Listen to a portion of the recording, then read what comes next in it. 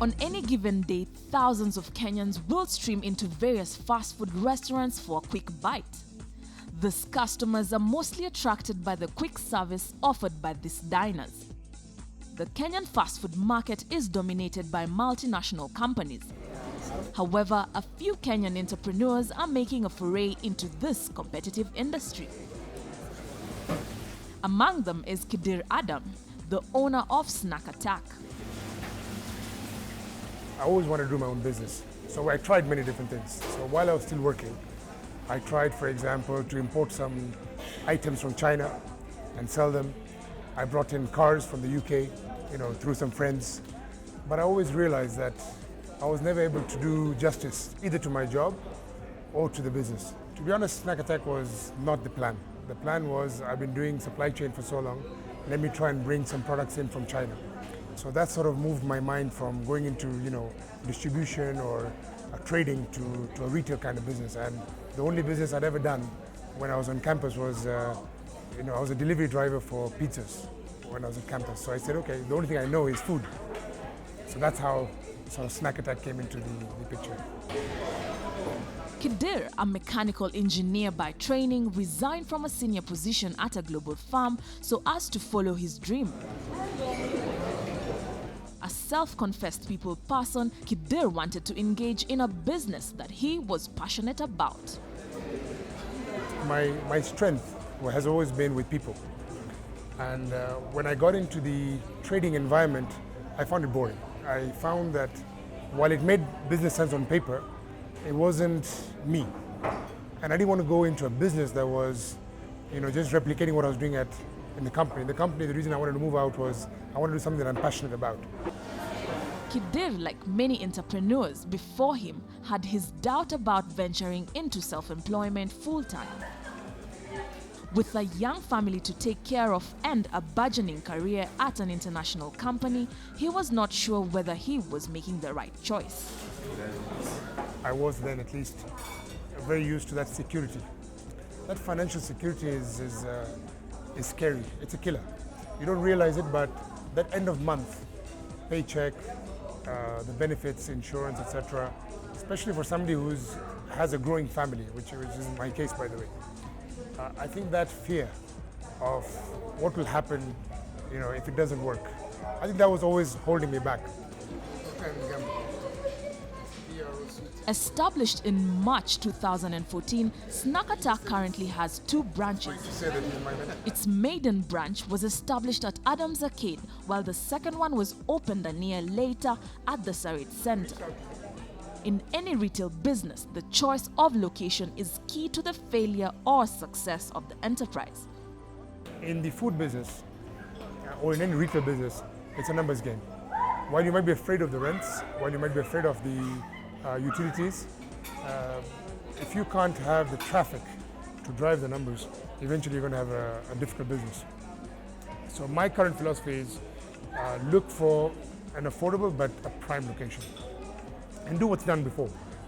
Don't try and be a new entrant. So for me, for example, I'm not a big believer in going for places that haven't proven themselves. I'd rather wait and see, like CBD, for example, I mentioned to you, is a place we want to be in because it has proven traffic. Plans are underway for Snagit to open a 3rd outlet soon. According to Kidir, the reaction from Kenyans has been very supportive for his fledgling fast food joints. Our customers, what I've learned in food business is it's about how many customers go leaving so excited that they tell others. So we have a very strong customer base of people who come back all the time. And they love the fact that we have an international feel, but we're a local brand.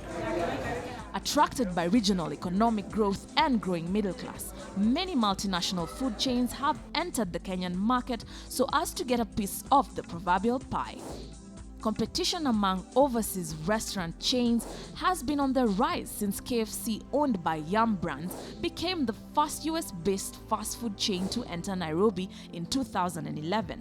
It was followed by Connecticut-based Subway restaurants, New Orleans-based Naked Pizza, and ice cream chain Cold Stone Creamery, whose parent company is Kahala Corp, based in Scottsdale, Arizona.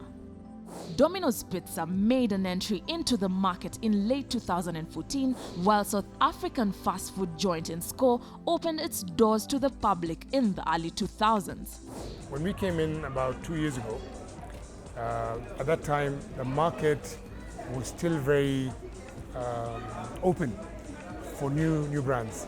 And I think it's still a good time because what's happening now is with the coming in of the KFCs and the Javas and the likes, what's really happening is that the Kenyan public is being exposed to this environment of eating out.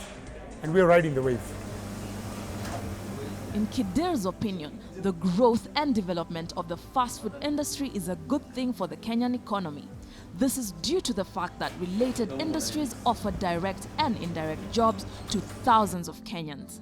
2 years ago, when I wanted to get packaging for my product, I had to import it. With all these new brands coming in, there are Kenyan businesses that have sprung up to supply them. So now I can buy locally. Okay, so it will develop the market. Delivery is an example. Delivery before was non-existent. Now, by the coming of the big brands, it's become a way of life, right? So I think the market develops, and that's really good for us. In order to survive in the cutthroat fast food industry, Snagit has to come up with innovative and unique products. One of this is what they refer to as loaded chips. We are actually making Kenyans aware that they love chips, but instead of making chips aside, you put whatever you want on the chips and make it a meal. So we put chicken on chips, we put beef on chips, we put sour cream on chips. And that concept has gone crazy. People still love the other products we do. We do burgers, we do chicken. But what makes us stand out is that unique proposition we give. Snagit is also in the process of introducing a product into their loaded chips that is uniquely Kenyan. We've just recently launched a nyama choma on chips because we realize that Kenyans, we love our nyama choma. One of the things we talked about our chips is, makes it different is we can put anything on them. So we just right now as we speak, we're testing our beef on chips. So we want to keep that theme. We don't plan to start doing ugali and stuff like that, for example. That's not our vision. But we are looking at more local tastes and complement them with our existing products. In order to expand the Snagit brand, Kidir hopes to use the franchising model. The main advantage of franchising is that it reduces the risk of business failure as the venture is based on a proven idea. The products and services will also have an already established market share. I decided to put my money in business, and I'm glad. Within a year, we opened our second branch, totally self-funded. We didn't go for any loans. The business generated cash from day one.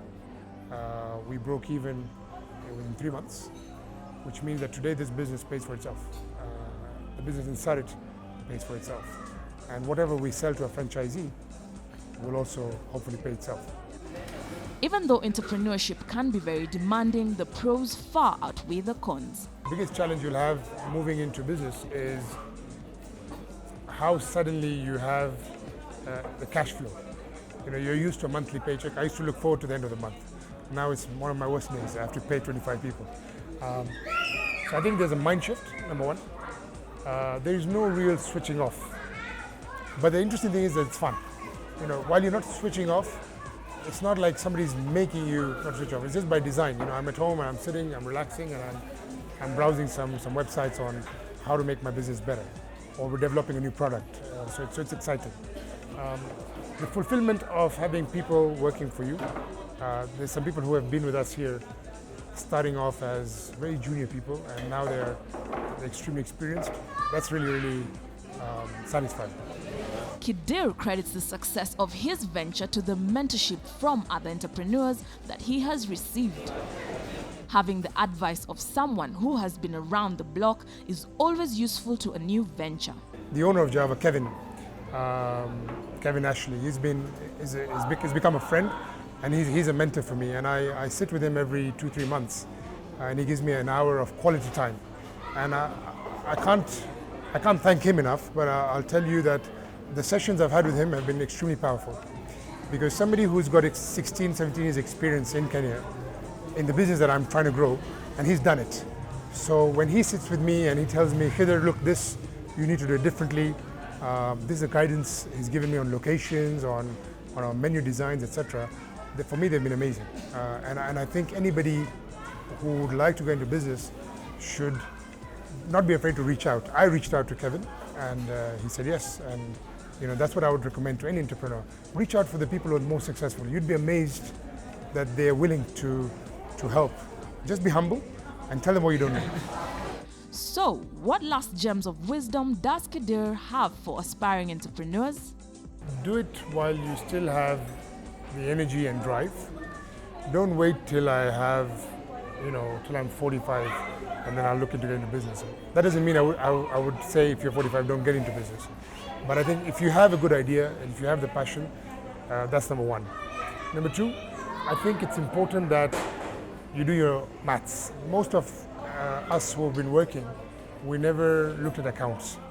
So I like what Bill Gates said. Bill Gates loved making PCs, but he did not run a company. So he hired the best CEO. And that's my advice to people.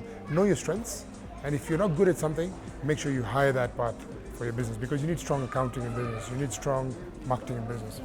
And lastly, make sure you've got enough money to keep yourself going at a reasonable lifestyle that you had. So for example, if you've got kids at school, the last thing you want is, within 6 months to a year, you don't have money to pay for the kids. That's going to put you down more than the business not doing well. So make sure that you have at least, in my opinion, a year's worth of savings that you can put aside for not lavish lifestyle, but your basic necessities, your rents and your school fees, etc.